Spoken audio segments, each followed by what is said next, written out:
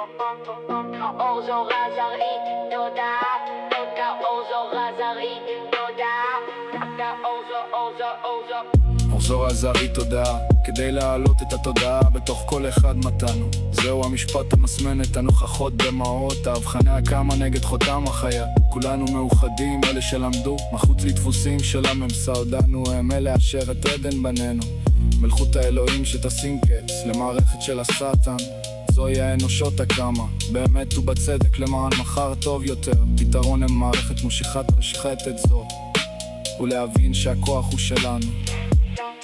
לכן הם רוצים אותנו קטנים, רבים, חולים, ובסופו של דבר מתים.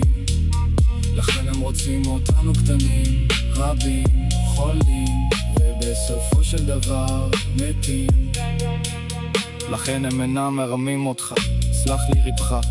עדיף לבנות קשרים מאשר להרוס אותם, כי עדיף לסלוח מאשר לחיות מורל. הצדק מגיע כאשר העם סוף סוף מבין שהיחיד שצריך לשלוט הוא מלך הזרע.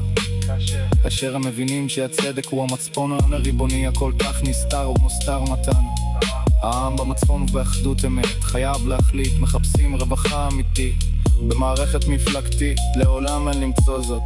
רק דמוקרטיה ישירה או דיקטטורה עממית תהיה נכונה. אם מה שאנו מחפשים באמת הוא התקדמות, עלינו לחפש אחדות בריבונות העם.